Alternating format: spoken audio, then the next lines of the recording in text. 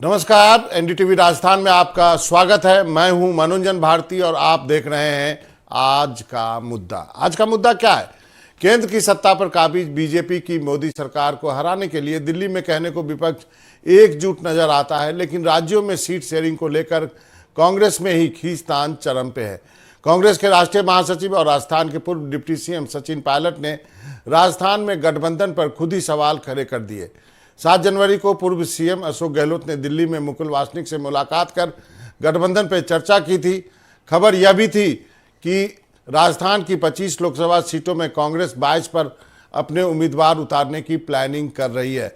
India गठबंधन के अन्य दलों को 3 सीटें बांटने की रणनीति बनाई जा रही है। संभावना है कि भारत आदिवासी पार्टी बीएपी को आदिवासी बहुल जिले बांसवाड़ा की 1 सीट, हनुमान बेनीवाल की राष्ट्रीय लोकतांत्रिक पार्टी को नागौर की सीट और सीपीआईएम को सीकर या झुंझुनू में से 1 सीट देने का प्लान किया जा रहा है। साथ ही आम आदमी पार्टी समेत अन्य दलों के साथ चर्चा कर जल्द ही सहमति बनाई जाएगी, क्योंकि गंगानगर हनुमानगढ़ क्षेत्र में आम आदमी पार्टी भी कांग्रेस से सीट की डिमांड कर सकती है, क्योंकि वह पंजाब बॉर्डर से लगता हुआ क्षेत्र है। कुल मिलाकर सीटों के बंटवारे को लेकर सभी अलग अलग राग अलाप रहे हैं। सीटों को लेकर इंडिया गठबंधन से जारी बातचीत के बीच सचिन पायलट का बड़ा बयान आया है।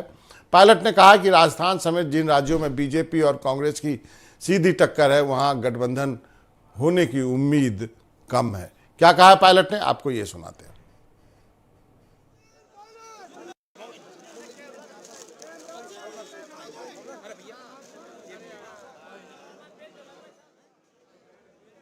जिन स्टेट्स में सिर्फ भाजपा कांग्रेस का है, वहां मैं नहीं समझता हूं कि कोई अलायंस की ज्यादा गुंजाइश है, लेकिन बाकी ऐसे बहुत से राज्य हैं जहां पर इंडिया अलायंस के पार्टनर्स मौजूद हैं।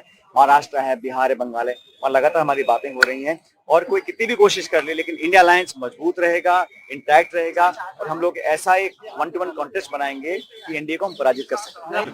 देश में पूरी रणनीति बन रही है, लगातार दिल्ली में हमारी मीटिंग्स हो रही हैं और जो इंडिया अलायंस बन रहा है, आप समझ रहे हैं कि जो इंडिया अलायंस का वोट शेयर है आज देश में, वो 2/3 वोट है, एनडीए का 1/3 है। इसलिए केंद्र सरकार घबराई हुई है कि अलग अलग जो इंडिया अलायंस के पार्टनर्स हैं, अगर हम मिलकर लड़ेंगे तो मुकाबला टक्कर का होगा और इंडिया अलायंस जीतेगा। इसलिए हमारा सीट शेयरिंग की चर्चा चल रही है। बहुत जल्द हर स्टेट में हम एक सीट शेयरिंग फॉर्मूला बनाएंगे। चर्चा होने के बाद उस पर हम अमल करेंगे और बहुत जल्द हम कैंपेन भी चालू करेंगे। लेकिन राहुल जी की यात्रा निकलने वाली है, मैं समझता हूँ इसका बहुत एक सकारात्मक प्रभाव कांग्रेस के कार्यकर्ताओं और देश में पड़ेगा। तो आपने सचिन पायलट को सुना। सचिन पायलट उम्मीद जता रहे हैं कि इंडिया अलायंस जो है उनका वोट है, और लेकिन जो है इकट्ठे लड़ने की ज़रूरत है। आपको बता दूं कि इंडिया अलायंस के घटक दलों के बीच में आपस में अनौपचारिक बातचीत का, या कहें कि एक बड़ी मीटिंग के पहले जो बातचीत होती है वो चल रही है, और कहा जा रहा है कि 14 तारीख के बाद जो आपको एक कंक्रीट रूप में दिखाई देगा कि इंडिया अलायंस के दल जो हैं वो किस ढंग से अपना गठबंधन करते हैं। इसी बीच कांग्रेस के राष्ट्रीय महासचिव सचिन पायलट यूथ कांग्रेस की कार्यकारिणी की बैठक में शामिल होने के लिए जयपुर पहुंचे, पीसीसी मुख्यालय। इस दौरान सचिन पायलट ने कांग्रेस की न्याय यात्रा को लेकर कहा कि इंडिया अलायंस के पास वोट हैं और यही वजह है कि बीजेपी उससे घबरा रही है। राम मंदिर के मुद्दे पर न्योता पर पायलट बोले, मुझे किसी नीति की जरूरत नहीं है।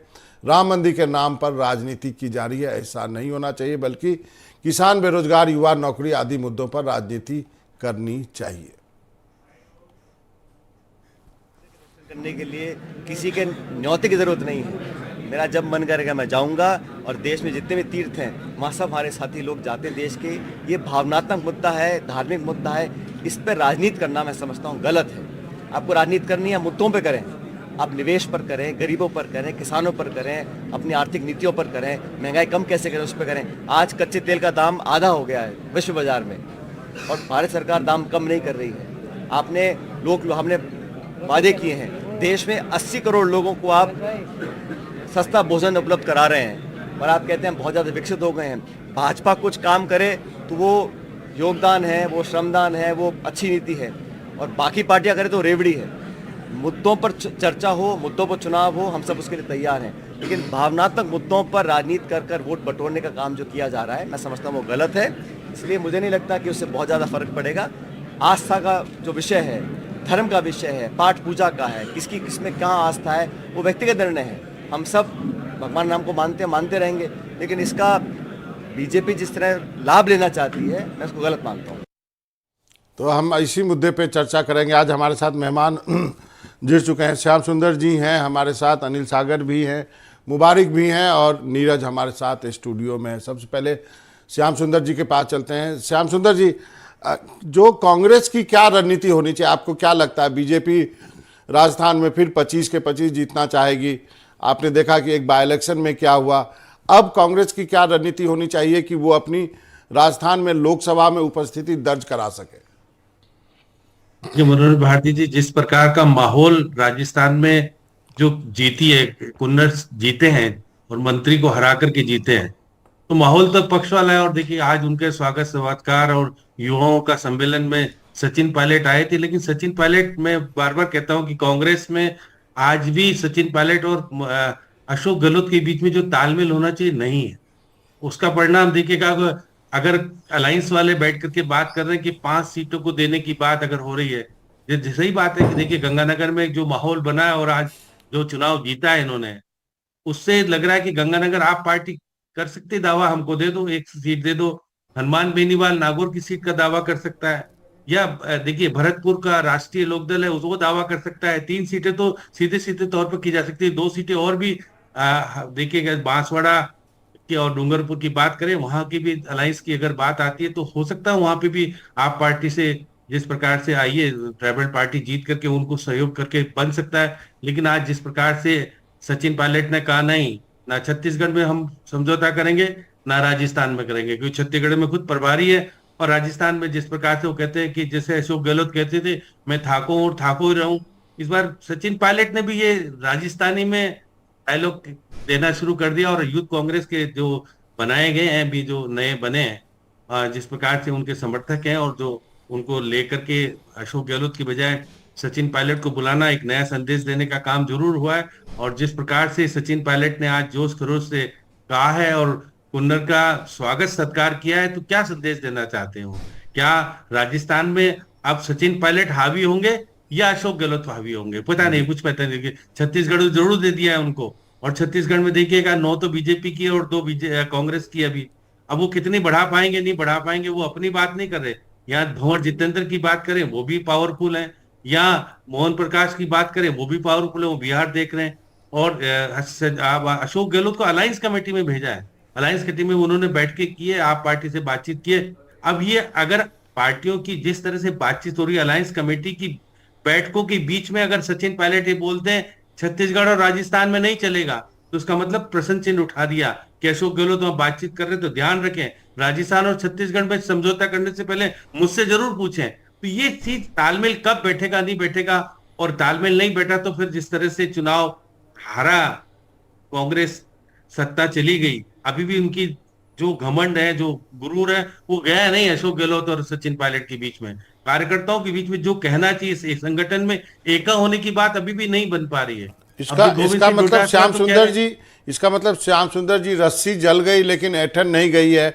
लेकिन फिर भी क्या आपको लगता है कि चाहे भंवर जितेंद्र हो, चाहे अशोक गहलोत हो, सचिन पायलट, इन सबको भी लोकसभा का चुनाव लड़ना चाहिए यदि कांग्रेस कुछ करना चाहती है? तो देखिए, भंवर जितेंद्र तो चुनाव अलवर से लड़ सकते हैं, लेकिन देखिए अब बीजेपी क्या स्ट्रेटेजी अपना रही है। बीजेपी अलवर है, भरतपुर है या धौलपुर करौली है, यहाँ पर यूपी के सांसदों और विधायकों को भेज करके माहौल कोशिश कर रही कि बदलाव का माहौल कैसे हो। और बाकी में हरियाणा के कुछ लोगों को भेजने की बात हो रही है, तो यहाँ फिर वो पुराना जाएगा कि 200 विधायकों को जो लाया गया था कि विभिन्न राज्यों से, अब फिर विधायकों और सांसदों को ला करके मिट्टी देख रही है धरातल हमारा किस तरह का है। कांग्रेस अभी तक उस तरह से वहां एक चयन समिति बना दी, दो डासरा तो कोशिश कर रहे हैं कि मुझे तो वो प्रतिपक्ष का नेता बना दो जिससे कि मैं मजबूत होकर के कुछ काम करा सकूं। वो प्रदेश अध्यक्ष पद छोड़ रहे, लेकिन प्रदेश अध्यक्ष पद उनसे हटाया नहीं जा रहा।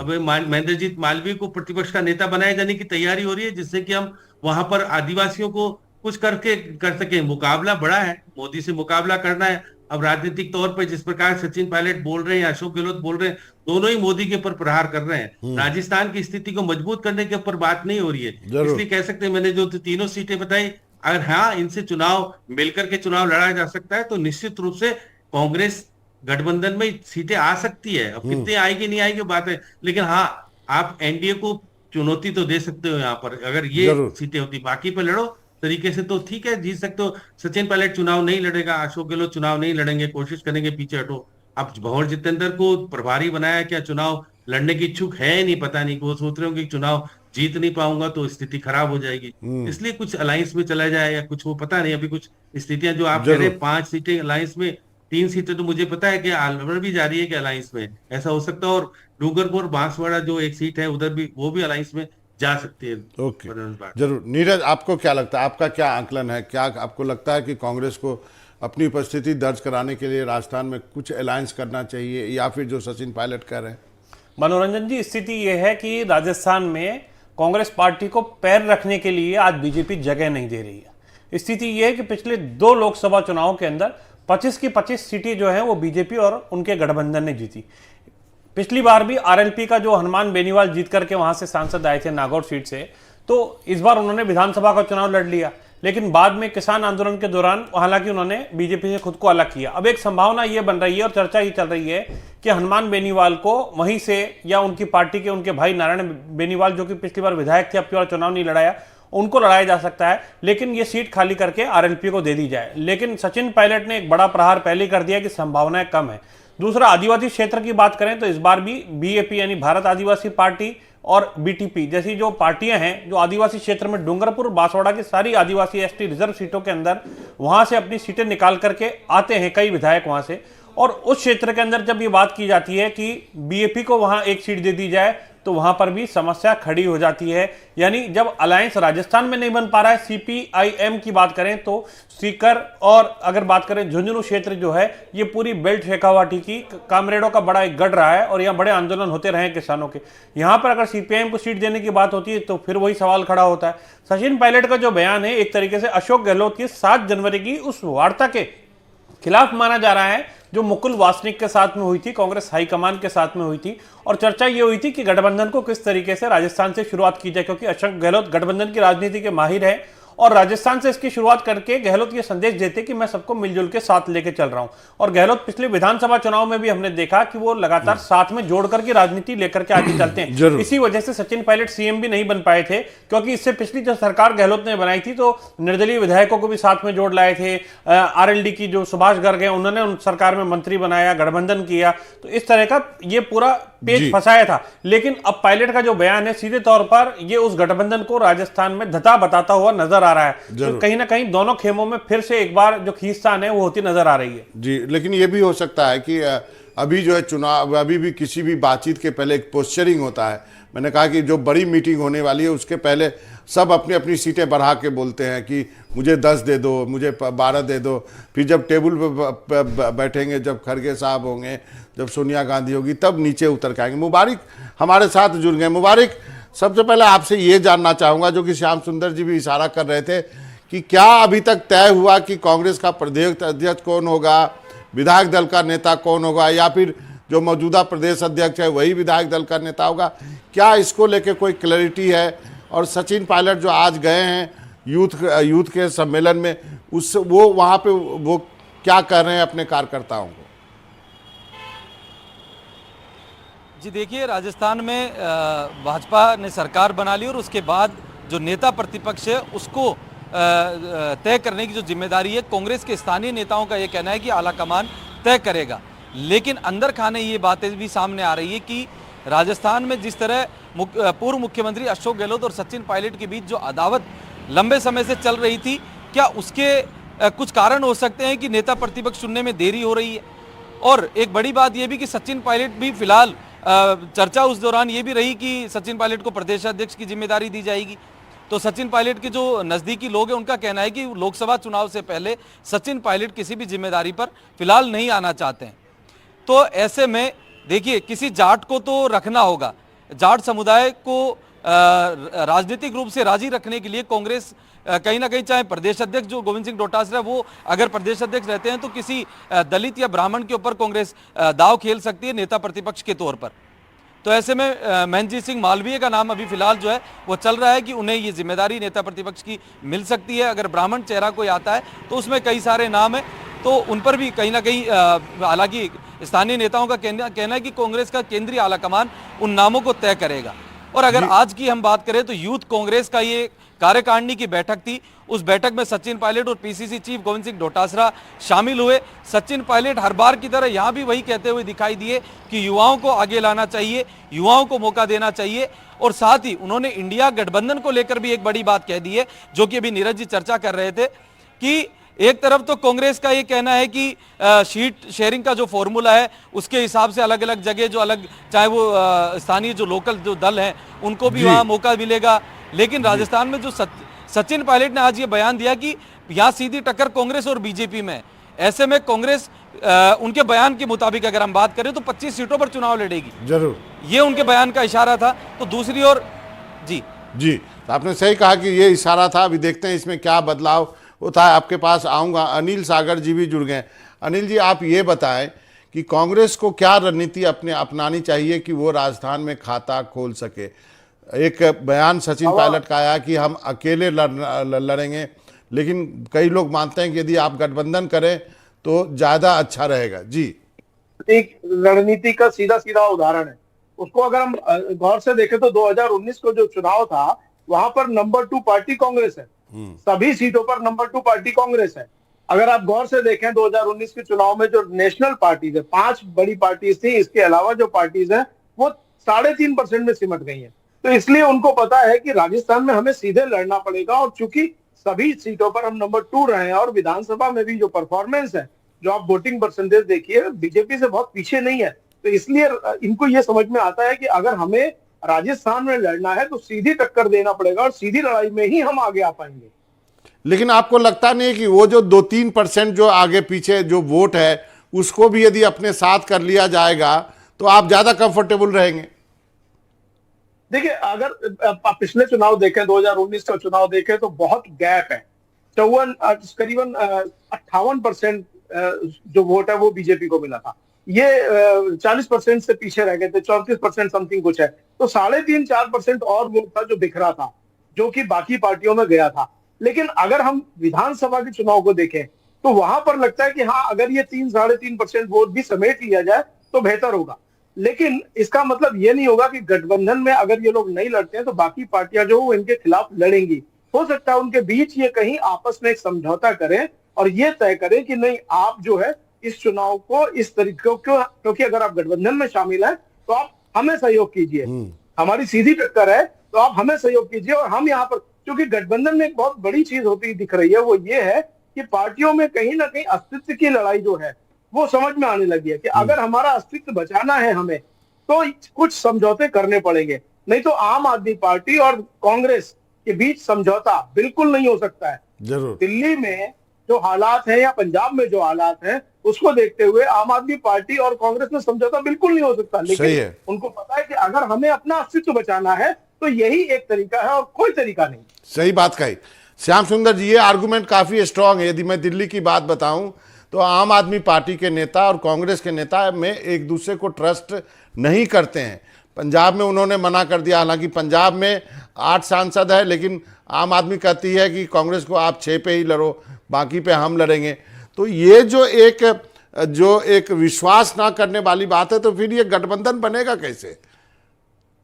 देखिए मनोज भारती जी, शुरुआत में नानुकुर होती है, बातचीत होती है, कम से कम बातचीत का सिलसिला तो शुरू हो रहा है जी। एनडीए को चुनौती देने के लिए यदि बैठने की बात भी हो रही है तो बहुत बड़ी बात है। पहले तो बात ही नहीं होती थी। अब राजस्थान में अगर सचिन पायलट कह रहा है कि भाई मैं नहीं करूंगा गठबंधन, तो सचिन पायलट को अधिकार नहीं दिया अभी, आपको छत्तीसगढ़ का अधिकार दिया। अब छत्तीसगढ़ की बात कीजिएगा। अब राजस्थान में वो कह रहे युवाओं को, देखिए कि बहुत सारे विधायक जो जीत के आए कांग्रेस के, उनको लोकसभा का चुनाव लड़ाए जाने की कांग्रेस की तैयारी, जिस प्रकार से सचिन पायलट आज युवाओं के बीच में बोल रहे थे कि 15 सीटों की जिम्मेदारी हम युवा कांग्रेस को देना चाहते हैं, जो कि लोकसभा के चुनाव में जाके चुनाव कितने पर लड़ाएंगे वो बात अलग है, लेकिन जिम्मेदारी देकर के युवाओं को सक्रियता देने की बात जो आज कही है सचिन पायलट ने, निश्चित तौर पर अब किस प्रकार से तालमेल होगा। क्योंकि हमारे यहाँ बहुत ज्यादा नेता बड़ा दिल्ली वाले बहुत हैं। जैसे अब देखिए हरीश चौधरी जो पंजाब के प्रभारी हैं, अभी उनको फिर कन्वीनिंग वो बनाया है कुछ जगह, पूरे पंजाब से तो उनको हटा लिया, लेकिन फिर भी स्क्रीनिंग कमेटी में उनको बना दिया।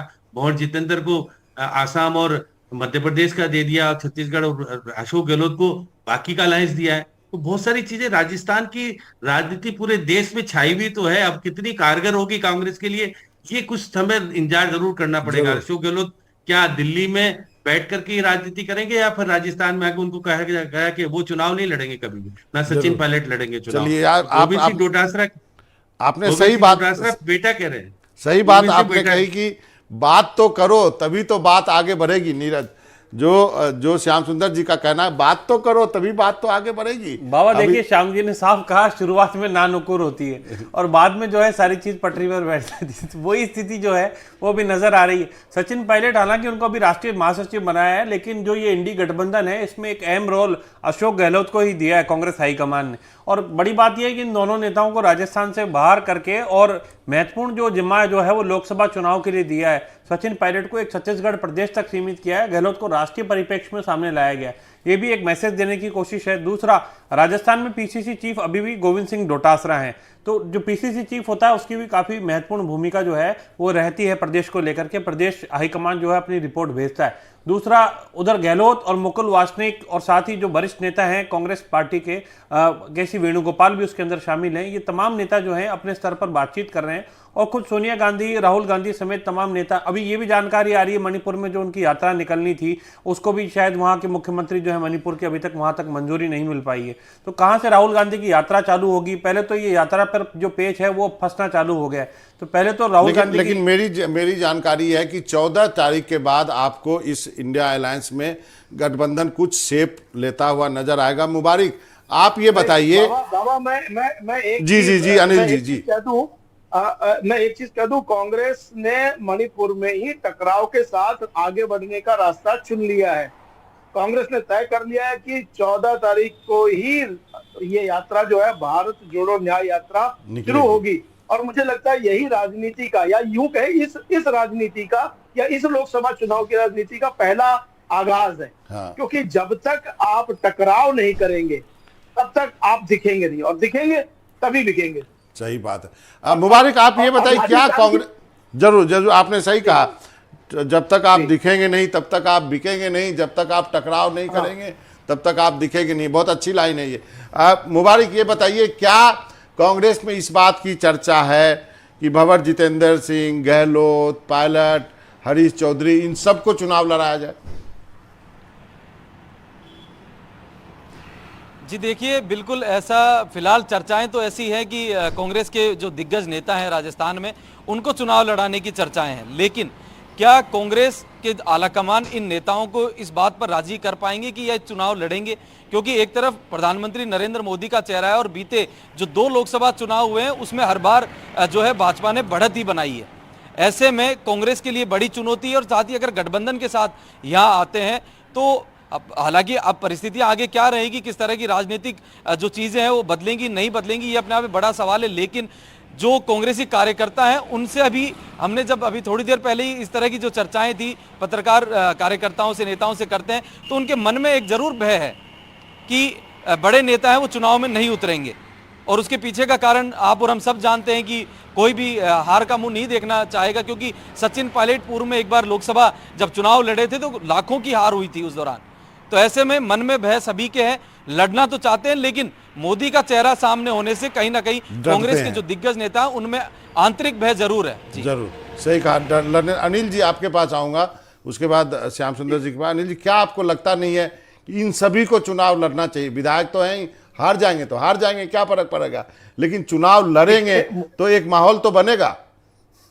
देखिए, मैं अभी हमारे साथी कह रहे थे कि शायद मुबारक खान कह रहे थे कि जो बाकी दल है या जो जिनसे गठबंधन करना चाहिए, गठबंधन किससे करें? बहुजन समाज पार्टी वहां 1% वोट लाई थी, कुल 1% वोट 20 सीटों पर चुनाव लड़ी थी। अब मतलब कांग्रेस जो है वो 0.1%, 0.4% वालों से क्या गठबंधन करेगी? और जो लोग गठबंधन के साथी हैं, जो दल वहां पे मौजूद हैं, अब जैसे शिवसेना है, शिवसेना 0.05% वोट लाई थी। तो उन लोगों को तो साथ में लिया ही जाएगा, क्योंकि अब कुल 16,501 वोट लेकर के आई थी 2019 में शिवसेना। अब अगर उसको शामिल कर मेरे लेंगे, सवाल को आप कितनी सीटों पर असर अब डालेंगे? मेरे सवाल पे आपने कुछ नहीं कहा।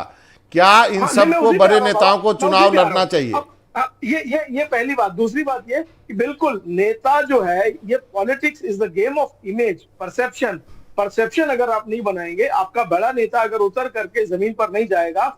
मुझे याद है जब वसुंधरा राजे सिंधिया चुनाव लड़ती थी, जाती थी, तो एक काजल की डिब्बी निकाल करके और सामने बैठी महिला को जब उससे काजल लगा देती थी और उसको अपने शीशे में दिखाती थी और राजस्थानी में कहती थी तो बड़ू मलूक लग रही है, तो एक हवा ही बदल जाती थी। वो महिला पूरे गांव में जाकर सुनाती थी सही कि कहा रानी आपने। साहब ने मेरे को काजल लगाया। तो वो इमेज परसेप्शन तो आपको बनानी पड़ेगी। अगर आपका बड़ा नेता जाएगा और किसी मतदाता के गले मिलेगा या उसके साथ बैठ के हुक्का पी लेगा या उसको पगड़ी बांधेगा या उसकी पगड़ी पहनेगा, तो उसका एक अलग ही अंदाज होता है सही चुनाव कहा। में। तो प्रतीक- मुझे लगता है यही है कि जितने बड़े नेता हैं इनको चाहिए, ठीक है, जो विधायक हैं, जो मंत्री रहे हैं या जो भी जिन बड़े पदों पर जरूर। रहे हैं, उनको अगर पार्टी को खड़ा करना है तो तो सबसे इनको पहली लड़ना चाहिए। रणनीति तो यही जी, अपनानी पड़ेगी कि श्याम इनको सुंदर जी। जमीन पर जाना पड़ेगा। श्याम और सुंदर इस जी, क्या चुनाव में आपको जी कम जी से कम अनिल ये जी, दांव आजमाना पड़ेगा। वक्त का श्याम सुंदर जी, क्या आपको लगता है कि ये इंडिया गठबंधन शेप ले पाएगा संक्षेप में? नहीं, देखिए, ये निश्चित रूप से कुछ न कुछ तो सामने आएगा, ऐसी बात नहीं है जिस तरह से बातचीत हो रही। लेकिन राजस्थान में कोई भी नेता चुनाव नहीं लड़ेगा मनोज भारती जी, चलिए। क्योंकि अब इनको राज्यों की जिम्मेदारी दे दी है, तो यहाँ क्यों चुनाव जरूर। लड़के की अपनी स्थिति को, क्या उनके बेटे चुनाव लड़ने के लिए तैयार हैं हाँ। या उनके रिश्तेदार चुनाव बेटे लड़ने का के लिए चांस तैयार कम हैं? लग रहा है, बेटे का चांस कम लग रहा है। सीपी जोशी चुनाव भीलवाड़ा से लड़ने की तैयारी कर रहे हैं, वो तैयारी चलिए। कर रहे हैं निश्चित रूप से। श्याम जी के और पास खबर रहती है। अब नीरज 30 सेकंड। बाबा देखिए, जो वरिष्ठ नेता हैं इन सबको लोकसभा चुनाव लड़ाने के लिए हाईकमान जरूर इनके पास में ऑफर देगी और कहेगी आप चुनाव लड़िए। लेकिन ऐसा माना जा रहा है राजस्थान में, चूंकि परिपाटी एक बार कांग्रेस और एक बार बीजेपी की सरकार की प्रदेश में राज्य चुनाव के अंदर है, इसलिए अगली बार के लिए फिर से सचिन पायलट और अशोक गहलोत की नजर तो ये मुख्यमंत्री की जो कुर्सी है और विधानसभा जो चुनाव है उसी पर रहने वाली है। तो उनकी पहले कोशिश ये रहेगी कि अगली बार के लिए हम खुद को प्रदेश में रख करके राजस्थान का विधानसभा चुनाव लड़ें। और ये दोनों ही नेता कह चुके हैं मैं थांसू दूर नहीं। पहले गहलोत कहते थे, अब सचिन पायलट ने भी उनकी लाइन पकड़ ली, यानी मैसेज दोनों ने लोकसभा चुनाव से पहले देना शुरू कर दिया है। अब देखना यह है कि इनके जो साथी अन्य जो वरिष्ठ नेता हैं वो चुनाव लड़ते हैं या नहीं लड़ते। सबसे बड़ा सवाल है। मुबारक आपका, अनिल जी आपका, श्याम जी आपका, नीरज आपका, आप सबका बहुत बहुत धन्यवाद। आपने वक्त निकाला हमसे जुड़ने के लिए। तो आज का मुद्दा आज यहीं पर ख़त्म करते हैं। कल एक नए मुद्दे के साथ हाजिर होंगे। मनोरंजन भारती को इजाज़त दीजिए, लेकिन कहीं जाइएगा नहीं। एनडीटीवी राजस्थान पे खबरों का सिलसिला लगातार जारी है।